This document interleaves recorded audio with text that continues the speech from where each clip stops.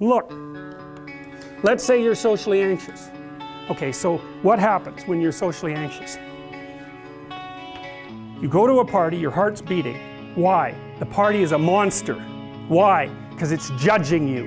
And it's judging you, it's putting you low down the dominance hierarchy, because that's what a negative judgment is. And that interferes with your sexual success. And that means that you're being harshly evaluated by nature itself. Right? So you are confronting the dragon of chaos when you go into the social situation.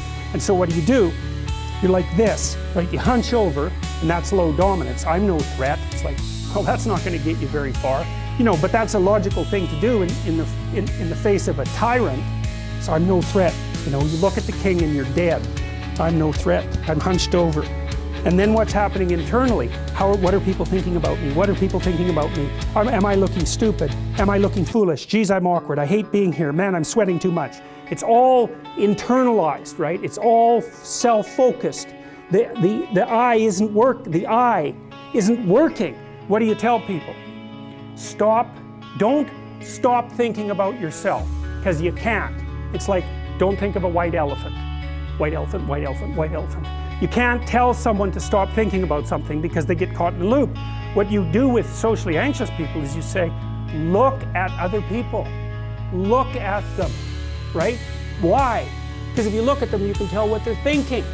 And then unless you're terribly socialized, and some people are. Some people have no social skills, and so the reason they can't go to a party is because they don't even know how to introduce themselves. Like, no one ever taught them how to behave. And so they're really good candidates for behavior therapy, because you walk them through the process of how you actually manifest the procedures that are associated with social acceptability. But most people aren't like that. They have the ability. So if they're really introverted and high in neuroticism, they can usually talk quite well to someone one-on-one. Why? Because they look at them. Well, if I look at you, it's another thing to do if you're ever speaking to a group of people. Never speak to the group of people. That doesn't exist.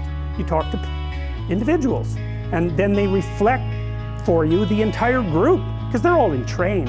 If you look at one person, they broadcast to you what everyone's thinking, and you know how to talk to one person. So it's easy. So as soon as you focus on the person, not you, push your attention outward, use your eye, you push your attention outward, and you start watching, well, then all your automatic mechanisms kick in, and you stop being awkward. Because if we're talking, and I'm looking here, I don't know what you're going to do next, and I'm going to put disjunctions into they're like bad chords in the melody of our conversation. And the reason is I'm not paying attention. So that's why the eye is the thing at the top of the pyramid. It's like, the thing that enables you to win the set of all possible dominance hierarchies is the eye. Pay attention. Pay attention. That's the critical issue. That's why the Egyptians worshipped Horus. That's why Horus was the thing that rescued Osiris from the depths. It's the capacity to pay attention. What do you pay attention to most? What your right hemisphere signals as anomalous. It attracts your attention. It's like, this isn't going quite right. I'm not looking at that. Wrong. That's what you look at. That's what you look at. What's not going right, because that's the terrible monster that might eat you, but it's also the place you get all the information. So that's why it's useful to have discussions with your enemies, because they will tell you things you do not know. And that's such a great thing, because if you don't know them, well, you're not very smart, are you? You know, there may be a time when you go somewhere that's the thing you need to know. And maybe your enemy will tell you why you're such a fool. You know, and a bunch of other things that aren't true too. But even one thing that's accurate, it's like, yeah, thanks very much, man. Maybe I'll do some work on that, and I won't have to carry that forward. So, and then that's part of the reason, again, why the terrible predator, it's always the terrible predator that has the gold. It's like, it's the person who delivers the message you do not want to hear.